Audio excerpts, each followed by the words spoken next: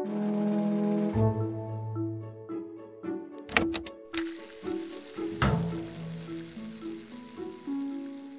to Tonkocast number 24. Today's guest is Oren Haskins. Oren and I go way back. We met for the first time in Japan. I've been a huge fan ever since.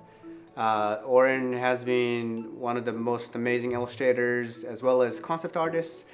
And Robert and I have always followed his work, and he's done some great work for films and games and advertising. But recently he took a job at Google as an art director, and this amazing project he put together at Google, we actually got to work together last year. So here's his story and our experience working with Oren, and enjoy. Okay, so Oren, when did we meet the first? I can't remember the exact date, but I think I was like 23 or something. Okay, 15 years ago. Yeah, you're better at math than me. Right. It was in Tokyo. Right. I was traveling a lot to Australia to visit my grandparents, and I was helping my grandfather on a book project. I was doing a lot of remastering of his vintage transparencies and negatives. And was stopping off in Japan for fun on the way between Australia and the UK.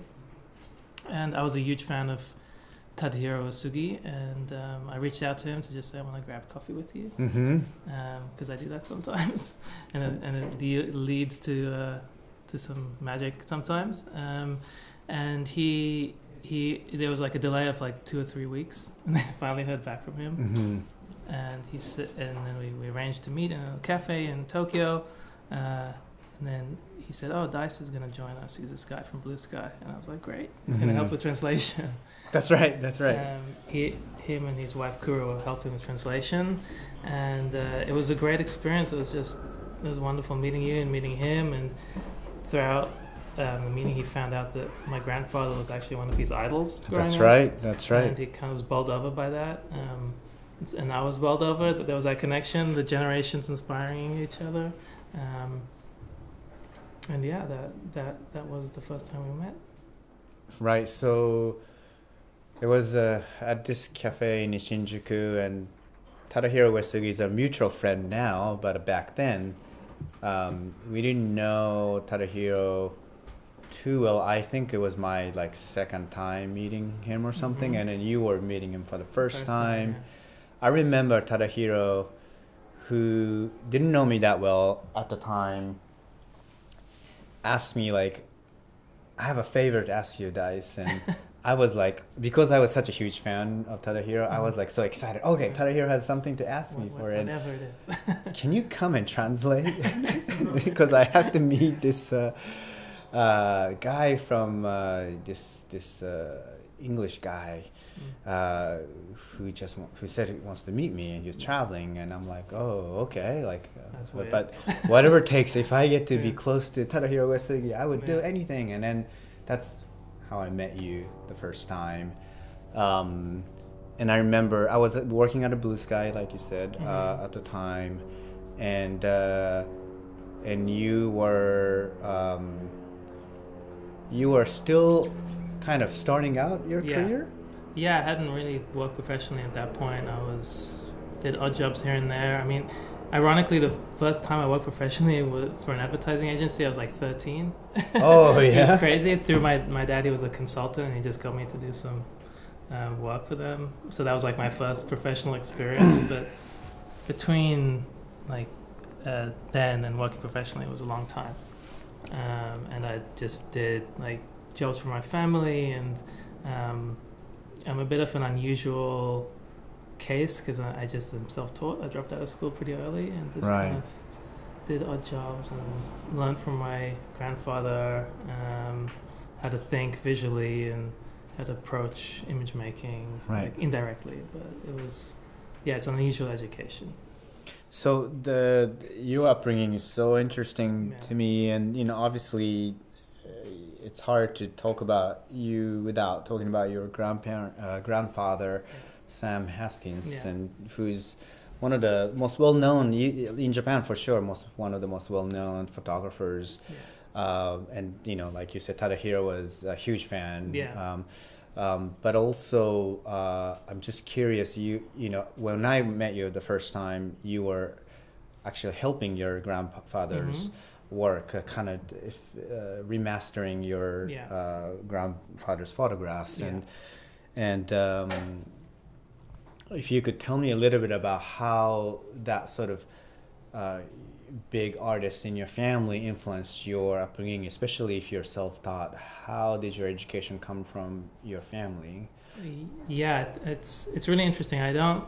He never really taught me directly anything. It was all through observation and just being around in his kind of world of influences and his value system and how he approached making images and thinking graphically about the whole process. He wasn't very persuaded by his peers. He didn't look at other photographers for inspiration. He looked outside of his immediate realm. Yeah. So I think that was the biggest influence, was that he was eclectic. His library was full of illustration annuals, and he had Pushpin Studios and Milton Glaser were as influential to him as anything photographic. Really? Huh. So he looked across different disciplines to influence how he worked, and to me that was the most influential part of being exposed to him and his work, was that he wasn't. And I'm frustrated when I work with other people and talk to younger artists that they are very myopic in their kind of pursuit of one thing, and they only look at one influence and one inspiration, and it's kind of you have to be more eclectic, I think, and that was my biggest lesson from him. I think that really shows through your work and what you have done in your career. I'm curious to know, how did you get into art in general? When did you decide to pursue? I think most people in our field just didn't stop more than got into it. They just everyone draws when they're a kid. Some people stop, some people don't, and I was one of those people who didn't. And I was pretty singular in my vision of what I wanted to do. I didn't know exactly what it was, whether it was working animation or comic books or something, but I wanted to make characters and I wanted to make illustration. And as I got older, my goals shifted and my influences changed, and I think that whole idea of being more eclectic about my influences was definitely a big shift. Things that I was passionate about when I was 5, I'm not really that interested in anymore. And its tastes have changed. It's like food. You start liking, more, mature flavors like coffee and sushi when you get older. So I but the question was, when did I get into it? Yeah, I was just always into it. Yeah. That's awesome. Yeah. Yeah. And the fact that you didn't necessarily get a training in schools, but you're self-taught and you have a lot of influences, thankfully through your friendship and even I'm sure some internet connections. And how did you, I think there are a lot of people out there who want to be an artist, but then they're just afraid of paying such expensive tuitions. Exactly. Yeah, I think it's an amazing time to just be living in a world where all the information is available to you, and I learned so much of what I know just observing other people online and even using YouTube. I love learning new skills, especially currently at Google. There's tons of different software that I don't know and I want to learn it quickly, and I just go to YouTube and learn it. So it's amazing how basically there's no excuse. You can get all the information is at your fingertips. My path was, the usual adage of you have to draw every day and you just get better. There was that is unavoidable. But yeah, as I got older, it was definitely all the kind of career breakthroughs I had were from self-marketing and meeting people and actually reaching out to people who I follow online, like not just liking stuff and posting comments, but actually having real meaningful connections. And even currently I'm at Google because of that. Like it's not just that I'm such a brilliant artist that it just came to me and it just happened. Totally. It was a snowball effect that happened from connecting with people. I mean, the way I got onto Pearl and how Pearl led to me being hired full time at Google was me and the production designer Tuna Bora, we followed each other on Instagram and liked each other's stuff for years. Mm-hmm. I heard her on a podcast, loved all the things that she said about her experiences working as a freelancer, and I totally related. Mm-hmm. Reached out to her, we started talking, and then she's like, "Hey, I'm working on this project for Google. Are you free?" And and now I'm working at Google. Really, it's because I listened to a podcast and reached out to someone, and now just because I actually wanted to talk to someone.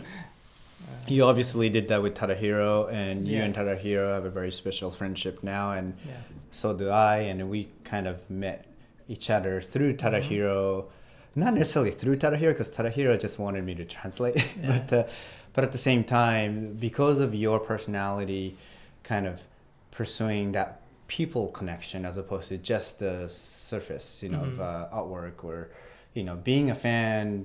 There are a lot of people out there who just love artwork or people's work and follow, but actually getting in touch meaning not just like emailing, but also you actually went to Tokyo and then persistently just asking to meet for that time. And then I think I remember Tadahiro was really busy at the time, and he was like, "I'm really busy," but then this person really wanted to kind of meet. And Tadahiro was like, "I don't know who wants to meet me," and but you actually had your artwork. Tadahiro really liked your artwork back then, and that's also a part of the reason why Tadahiro decided to take his time to go out and meet. You need both. Right. You have to give as well as you get, right? It's a give and take, and I think, but that action of actually reaching out to people does lead to something, more than just doing the work on your own. And I never did it for like any cynical reason of hoping it would lead to something meaningful, of course, career-wise. It just happened organically. And if I look back at my career, it's like, wow, all the best things that happened to me were because of those organic times that I just reached out to people. Because I sometimes I get sick of just liking and commenting on people's stuff online, and we need more human, like meaningful connection. That kind of leads me to wonder how your upbringing, you have a bit of an international, you lived in multiple places, and you grew up in England. London. If you could talk a little bit about how that influenced your... I grew up I was born and raised in London. I spent a couple of years in Israel when I was very tiny. And my parents are, my dad's from South Africa, my mom's from Israel. They met at art school. So, I've got that artistic blood from them. And it was, I never really I think it's part of the reason that I'm like self-taught, because I always never felt really like I assimilated into British culture, being a kind of a mix of different backgrounds. And England is such like a class-based system. It's like if you don't really fit into like any of those neat little boxes, I felt I didn't really know how to like truly assimilate. I see. So I was always kind of looking abroad to where I could like fit in and create more of an identity for myself. Sure. And I think that that's an interesting part of my upbringing for me. Is I never felt at home. I was like I never felt at home in South Africa or Israel or England, and I was always looking for one. And I feel I've found it for now in California. And you lived in also New Zealand or Australia? I went back and forth to Australia, and the accumulated time there was like a couple of years. That's right. And there was at one point I was thinking about moving to Japan. Right, I remember that. This was before Brexit, when I was basically stuck in the UK, and I was earning basically all my money from American clients, working on advertising projects. And I was just like, this is crazy. The pound is so strong, and and once the money gets transferred, it was like not worth that much. So I was looking to remediate that situation, and Japan was a place that I loved and really resonated with the culture and the food, and felt strangely at home there, very alienated, but very at home at the same time. But California was always another option for me, because I visited when I visited San Francisco when I was 13 with my dad, during the first tech bubble. Totally. And that opened my eyes to like a whole new culture and world that I felt very comfortable in. So San Francisco was. And now I'm When here. did you move out here? It was like 9 months ago. I've been coming back and forth for a couple of years. But 9 months ago? Yeah, where I had my actual O1 visa. Right, that's right. Right. Because you worked on Pearl remote. Worked remote when I was in Australia. Actually. Got it. Yeah, I was actually in a warehouse because I was helping my dad with. My grandparents had passed away at that point, and I went to Australia to help my dad deal with all my grandparents' stuff, all his inheritance. Right. He put it in a warehouse, and it was just a long, messy process, as it can happen with inheritance and dealing with family and lawyers and all that stuff. And I was kind of stuck out there helping him with all this stuff, but I was still working. It was a warehouse, and I was sleeping on the floor there and working for international clients. Oh my God. It was kind of crazy. I didn't even have an internet connection. I had to walk like several miles down the road to McDonald's where I'd upload and download my files. Oh yeah. Yeah. For McDonald's, you're working on on Pearl, Oscar-nominated film. Yeah. Emmy-winning film. Uploading. Yeah. Oh my God. That was just amazing. a very weird experience. Yeah. And I, all the people I was working with on the other side of the line, I just told them I'm in the Australian outback, so just have to put up with the delays in getting stuff. But it was stressful, but it led to great work. Yeah, great work too. I don't think I would have been able to get my visa without having that being attached to a project that had won so many awards. Sure. So I mean, obviously, now you're full-time at Google, which I kind of never expected you as a full-time type of person. Like you were like moving around all over the place, and you weren't necessarily just doing advertising or just animation or like you were doing multiple things. So like kind of thinking that you as a staff artist was something, I mean, the last thing I expected, but also just thinking about it now, it is kind of a perfect job, compared to like, let's say working for Pixar. That's a little bit more limiting, you know? Tell me about your work at Google. Yeah, it's been great. I mean, I was very apprehensive joining not just a big company, but one of the biggest companies. Yeah.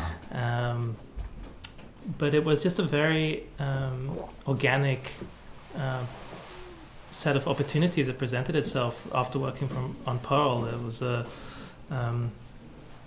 creative director there who was working on VR and AR related projects, and they wanted people from Pearl and reached out to me, and then I started working on one of his projects, and then another thing that snowballed, and it resulted in a full-time offer, and it just synced up perfectly. My girlfriend was based in San Francisco. I was trying to come up with a plan to move, and that was the plan. And work for Google. And to be honest, I got kind of tired of the isolation with freelancing. I like the idea of working with a team and being around people. Yeah. It's both like a challenge, but it's super inspiring as well. Totally.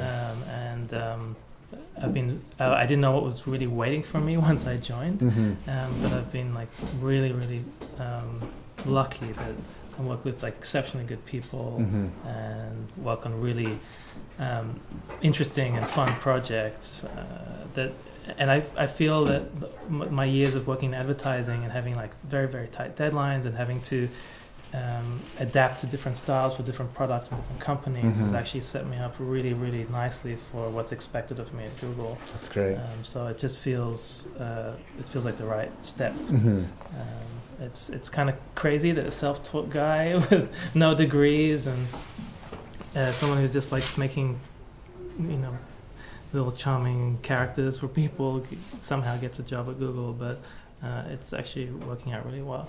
I think that's one of the most inspiring part of your career to me, how there's so many people out there who don't know that's even possible, right?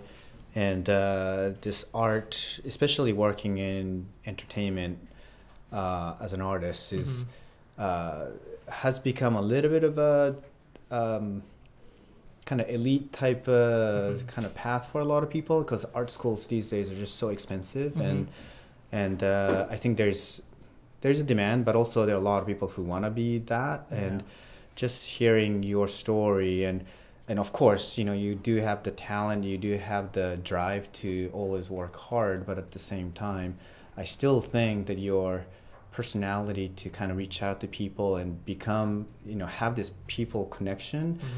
It's not, like you said, it's not about like advancing your career through that. It's really about kind of getting inspired by people that you respect and you're excited about, and influences your work, and it actually does show through. I mean, your work is absolutely inspiring so many people, including us, but I could totally see that it comes from your grandfather, I'm sure your parents, and also Tadahiro and all the other artists at Tuna, like you are very much in love with their work. And I just hope people who are starting out can kind of take that from you and as an inspiration.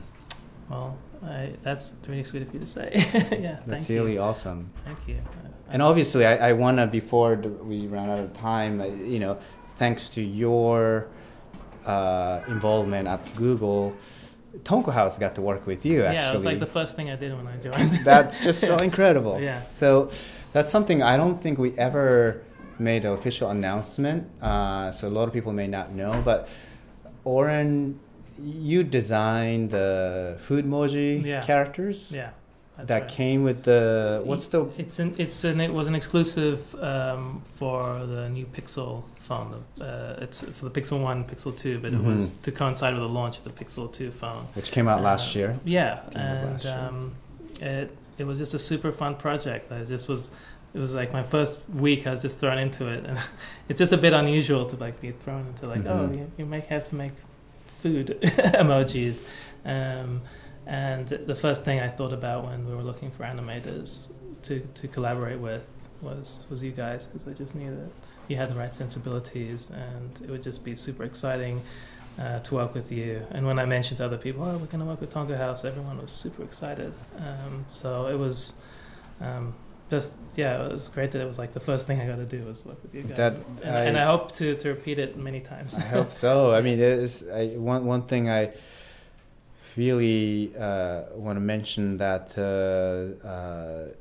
it's one of those things that we enjoyed the most, like the people that we respect, I mean, you and I have known with each other for a long time, like 15 years, I guess, and we were kind of starting out, like we were still early in our careers back then, and now we're both in the positions to kind of influence the decisions of certain projects and companies. And it's crazy. And the first thing you helped was to set up this collaboration with your project at Google with Tonko House. Basically, we animated Oren's really cute characters in AR. That's an AR project. Yeah. That was just so much fun. We want to continue doing more and deeper if we could, because that's, at the end of the day, just it comes back to kind of what you talked about at first, just having this people connection. Yeah. That's where we get the joy, we get inspiration, we get motivation. Yeah. Yeah, and it was just such a pleasure working with you guys. It was just from the very first moment, it was just fun, and it was so easy. You know, I think that when you connect with the people who have similar sensibilities, I mean, that in itself is like an art. Right. That's right. To find your kindred spirits and to find opportunities for you both to work together on the same projects. I mean, I've been on projects where you don't have that, and it's a world of pain. And Totally. Things go so smoothly and so easily when you have that right sensibility connection. So whenever that works out and there's an opportunity for that, I'm at my happiest. No, totally. Yeah. Totally. Well, Oren, last question, right? I have a last question. Where would you want to go?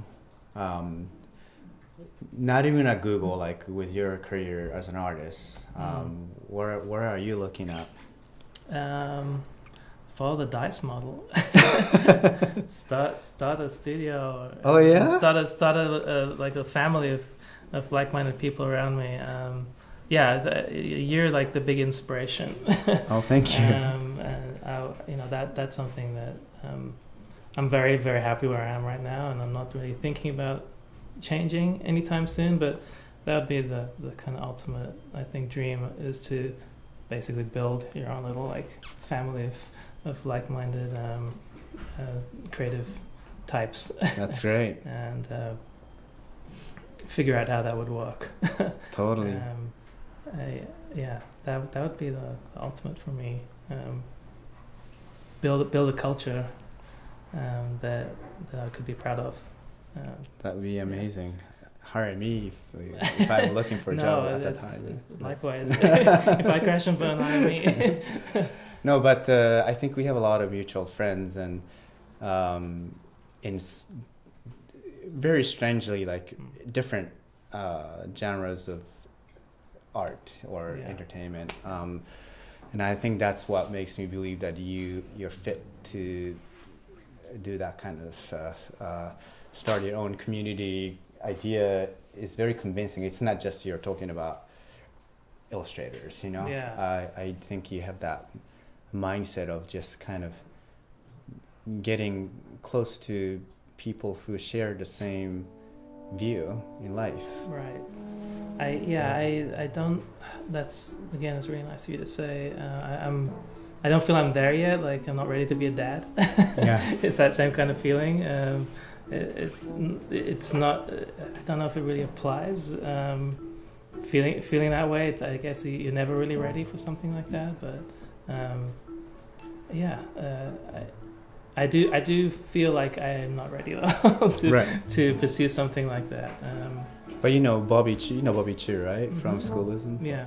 Bobby Chu always says that when you think you're ready, it's too late. Oh yeah, right. So maybe now's the time. Yeah. No. Yeah. Awesome, thank you, Oren. Really, really appreciate your time. I really do hope we can do another project. Otherwise, maybe if not Google or Tonko House, like at the personal level, we should do something again together. 100%. Yeah. Thank you. Thank you. It was great.